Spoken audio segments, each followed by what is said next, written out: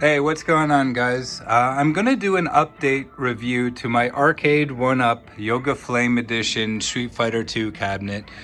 Um, so the first video I made was 24 hours after receiving it, and it was very much first impressions, talking about the build quality, the very obvious things I could notice. And I thought I was pretty critical and detailed, but you know, I've been playing it for 2 weeks on top of that now, so 15 days in total. And I've noticed some things that I didn't necessarily notice right off the bat and didn't put in my video. And some of them I think are kind of important and worth pointing out. So I wanted to kind of do like a now 2 week impression. Just so you know, I have been playing this basically every day. I didn't play it on Halloween just because we were so busy, but I have been playing it for at least a few hours every single day. It's gotten a lot of playtime online and offline as well. And yeah, it's just honestly, my feelings about the cab are basically the same. I still think it's really good quality. It's much better quality than I thought it would be. And yeah, it holds up well. And honestly, I thought the nostalgia would have worn off by now. I thought it was just going to be like a very not nostalgia. Anyways, I thought it would be something like kind of gimmicky. There's a word I can't think of, but I thought it was going to be something where, I liked it, the novelty. The novelty was going to wear off after a week or so, and I was just going to be like, okay, whatever, and then I was going to collect dust. But no, I still love it, and that's a great thing. So I really hope that they make a third strike cabinet, because I'm all over that. That's my favorite. That's one of my favorite games. But anyways, aside from that, the first thing I really want to talk about, and it's what I think is kind of the most important issue worth discussing about this, is I want to talk about the stick. I mentioned in my original video that the stick quality was decent. I didn't feel the need to change it. The springs feel okay, and that stuff is still true. But if you remember in the original video, I said that I was going to keep the square gate in because that's just my preference with all of my sticks. But that I was surprised that it came with the Octagate. And I am actually really thankful it came with the Octagate because I ended up putting in the Octagate. Not because I necessarily wanted to. Again, I prefer square gates. But the square gate in this that came stock in this for both sticks is this, and that is a round ass square gate. So just so you know, before I show a comparison, so it's normal for the corners to be rounded off, but the sides on this are rounded off as well. This is pretty much like an Octagate without the notches. Like, it's a completely circle. So here's Hori Hayabusa lever. So you can see the gate, all four sides are square, but the corners are rounded off. But if I want to hit like down back, for example, I'll do it this way, even though anyways, just so it looks maybe normal to most people. You'll see like I'm securely in that corner, right? I can feel holding the stick that I'm in that corner. Now I can easily move it, out of the corner by moving it up or down or whatever. But if I want to go to back down left or whatever, it's easy to tell I'm there. The stick it kind of cradles in that position because it's in the corner a little bit, right? Like, it stops in that corner. With this round ass gate that this thing came with, it does not do any such thing. It's basically like an Octagate, right? If you're in what you think is down left and you move it a little bit more to the left, it will continue rising up and head towards the left. If you think you're in down left or down back or whatever, and you start pressing it like down, it will start rolling down. Like, it doesn't securely sit in a nice cradle in a down back position like a real proper square gate, or I should say a properly cut square gate does. And I said the properly cut because if you look at this thing, and the other one's the same, and it's going to be hard to show on the camera, but if you can see on the top left, there's like a faint line around the corner, and you can see that on the top right too. I'm sorry if it's hard to show, but like, you can see where this gate was supposed to be cut. And they did not, like, and I don't know if it was a machine cut, and I think it, like, I honestly think it may have been person, because if you look at it, like, it's not an even cut at all. So I don't know if they just stuck a drill, or I don't know what they did, but this is a round gate, basically, and I hate it. I like knowing I'm in down back, and with that gate, I couldn't. Now, there's another thing that contributed to that, and this stick doesn't have this issue. Only this stick does. So possibly it's a very specific issue with this stick. I've never seen the lever do this before. Maybe I'm the only person that experiences this problem. But I'm gonna turn down the volume. One way you can know where you're holding the stick is by hearing the switches make contact as you move the stick around, right? You hear those switches? If you're not familiar with how these joysticks work, there's 4 switches in there. One for up, one for down, one for left, and another for right. And as you move, the switches engage. I mean, that's what this is, right? You start hitting switches as you move it up and down. And then if you release it, you hear another switch. You hear the switch release, right? So you hear it engage and then release. And that's normal. And on this stick, so if I go from down and I go towards, again, the octagate's in here now, I go to down left, you should hear only one switch make contact. And that would be the left switch engaging, and the down switch should still be held, right? Because I want to get down back. Check this out. So that's the first switch. So you would think that that would be holding left and down would already be maintained, right? I'm not in the down back notch yet, so I'm going to continue moving. Did you hear that second switch? I'm still not in the down left notch yet. But when I did not know what was going on, that made me feel like I was now only holding left and the down switch had released. So now I'm in down left. So between down and down left, there's 2 switch noises being made.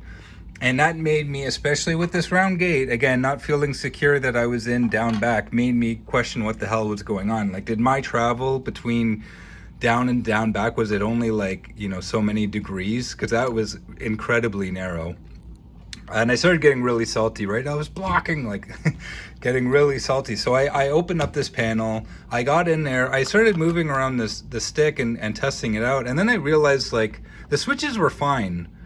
They're maintaining the proper contacts that they are. There's some second noise that's going on. I don't know if it's maybe, the way internally one of the switches rubbing up against something. I don't know.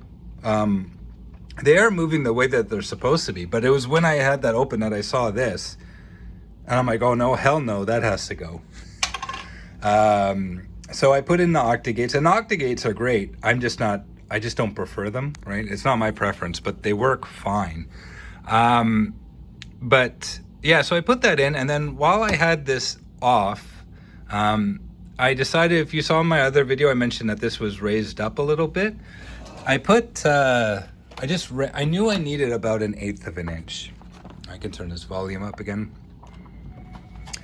And I happen to have this, I already owned it. It was from Home Depot. It was a silicone gasket, 1/4 inch width. And it's this kind of deal. And it's got a sticky backside, and it compresses down to about 1/8. So I was like, oh, I'll try that, whatever. It was easy. I just cut the pieces off. I put them, I ran them basically wherever I didn't have screws. So one strip there, another strip there, another strip there. Same on this side, 3 strips, and then one long one on top of this plate. And to my surprise, like, that came out pretty level. Like, that's good. That feels so much better. And then you may also remember that in my other video, I mentioned that there were some markings under the plexiglass, and I was going to try and clean them up. Well, when I took the plexiglass off, So when you get this, there's a very frosted plastic film on the top that you peel off. And the instructions tell you to peel that off. Well, there's another one on the underside that's basically clear, and they don't tell you to peel that off. So I didn't even know that was there. And then I was looking at it when I had this all off, switching the gates and stuff, and I didn't notice it. So I peeled it off, and right away, all of those marks went away. I mean, the plexiglass now is clean as hell. It looks like a piece of glass, not a scratch on it. It's perfectly well cut. It's great. So that was a nice surprise. I did mention before that I was going to probably replace the buttons because I hated how these were concave. I mean, they are kind of mushy. Like, you know, you can move them a little bit. There's a little bit, you have to press them a little bit before they engage, but that's okay. I mean, I like pressing my buttons, you know, tough anyway, double tapping, whatever, right? Plinking, like, I don't, it's okay. Like, it doesn't matter to me that there's a little bit more travel. I am still not a huge fan of the concave style because it's not rough on the edges, but it's not, you know, it doesn't feel right. It doesn't feel necessarily nice to hit the button there. And I mentioned before that I felt the span was too big, and then I think it's because it's concave. Like, it was more comfortable having my fingers all perfectly in the middle, and that just felt awkward.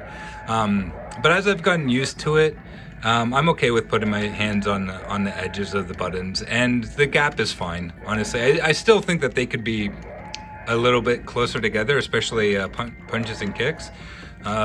But, you know, maybe that would compromise the plexi. I don't know. But yeah, I think that they're okay. If it was cheaper to get buttons in Canada, I would replace them. But to get them from the US from Arcade Shock, I was looking at like $120 Canadian to get these 15 Sanwas up here, and that just didn't seem to make any sense. It wasn't worth it. You know, if I was going to compete in tournaments with this thing or whatever, or, you know, host tournaments on it or something like that, yeah, I'd probably swap it. I'd swap out the sticks for Sanwas with proper square gates too. But yeah, I just didn't. I don't think I see the need to do that on this cabinet. Another thing to mention is a lot of people have complained that the size of this deck is pretty narrow and it's too small for two adult men to play on. It's meant more for kids or girls or whatever. Last weekend, I think, I had, or 2 weekends ago or something, I had one of my buddies come over and we played this thing for probably like 2 hours.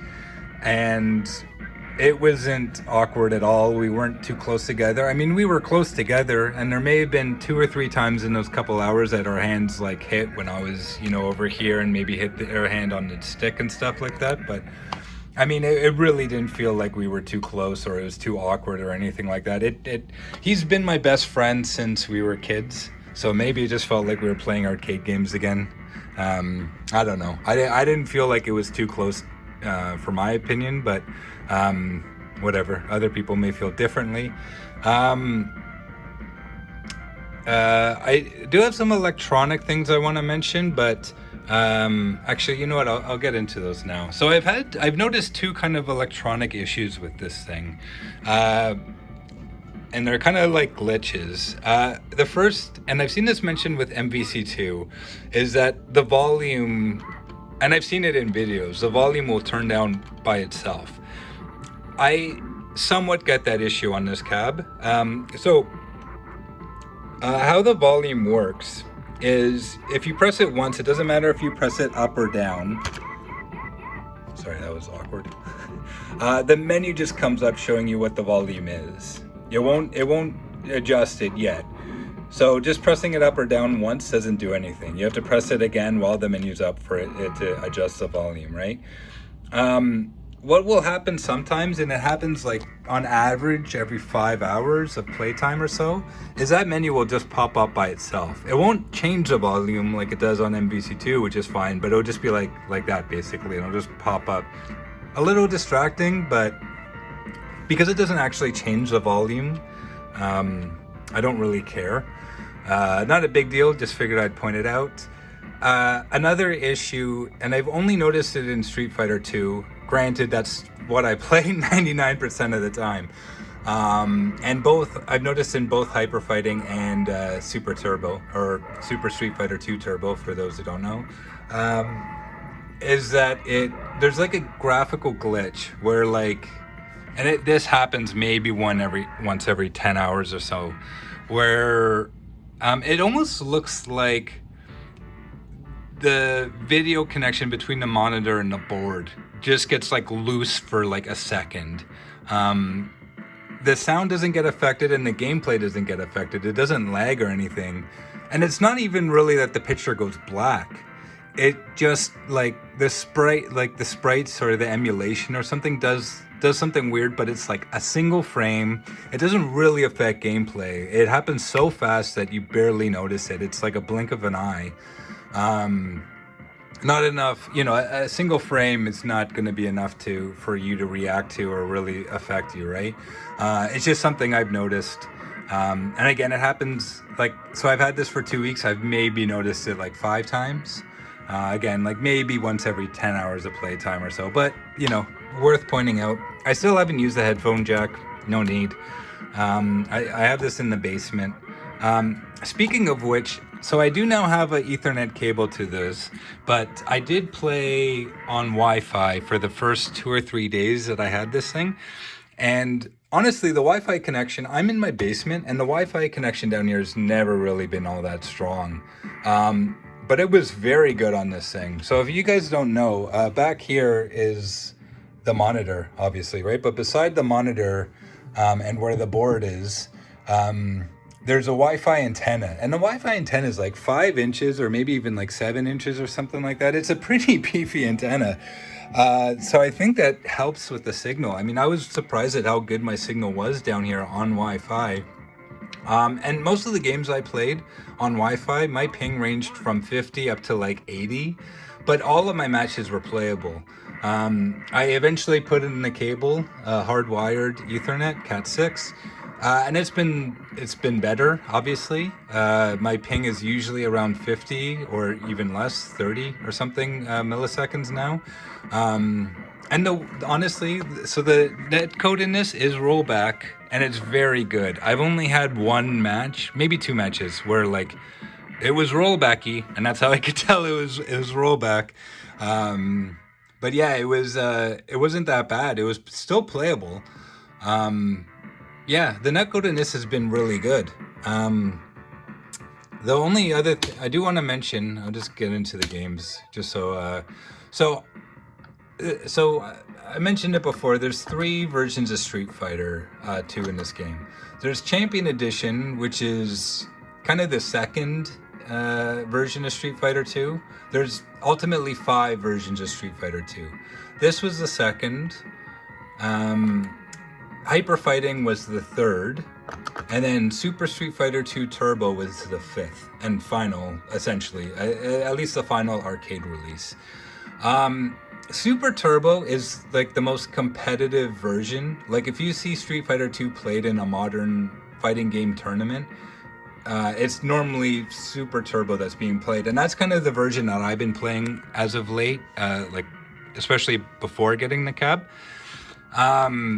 Even though I grew up with Hyper Fighting, but Super Street Fighter 2 Turbo is just kind of what people play competitively. Now, on this cab, when I've waited for matches and stuff like that, and I'll show you how the lobbies work. I don't think I showed it in the previous video. So this is basically the lobby. No one's playing right now. Now, that doesn't mean really much. And ignore my win ratio. What happens a lot in this game, honestly, is I'll go 0-20 against someone, and I'll keep rematching because I want the experience, I want the games, and then I win one match and then they dip. So my win ratio is terrible. But I mean, I do suck, so that's a lot of it, and that's not just excuses. But anyways, so what happens? So this person's playing right now. I could hop right in and join a match, but if I didn't want to play them, I could just start here, and it would just boot right up into arcade mode, and I would start playing, and then anyone can hop in. And that's pretty much what I always do, because it's usually somewhat empty in here. But I've never waited more than so the most I've waited, and it was at a really awkward time, I think it was at like midnight on a Saturday or something like that. the most I've waited was like 20 minutes. I typically wait 2 or 3 minutes and someone's hopping in playing a match. But with Super Turbo especially, I notice I feel like I'm kind of always playing the same people. You know, big surprise, there's not a ton of people playing this thing, right? There's more people playing on Fightcade. And I do feel like, you know, I've probably played 20 sets in Super Turbo on this cab, maybe 25, something like that. And I've probably played 20 players. Like there's been, you know what I mean? Like there's been a couple times I played someone again or whatever. It's not that bad though. I mean, the player base is actually better than I thought it would be. Now, the interesting thing though, especially if you're someone in the FGC, and you know, you're used to Super Turbo being the game that you play, Champion Edition, and I'll see if the lobbies reflect it, but Champion Edition is actually usually the most populated. Yeah, I mean, not much more, right? Like, it's not like there's a plethora of people playing. But again, if you were to hop into any one of these rooms that are empty, someone's going to hop in a minute or so and play you. And again, you're playing arcade mode, so it's not incredibly boring while you wait. And hyper fighting is probably second in popular. So Champion Edition is the most popular, then hyper fighting, and they're almost neck and neck. What I notice as far as those lobby rooms go, hyper fighting may have a bit less people. Oh, here it even may have one person more, but Super Turbo is always like the least populated, and I'm just surprised by that. I'm actually kind of happy though, because it's caused me to, I don't really want to play Champion Edition, but I've been playing hyper fighting a lot, and I really am liking it. Like I'm having a ton of fun in hyper fighting. Honestly, I'm getting to the point where I think I may like it more than Turbo, Super Turbo anyway. But yeah, I think I pretty much covered everything I wanted to say. If you have any questions, let me know in the comments below and I'd be glad to answer them. Thanks for watching. Bye.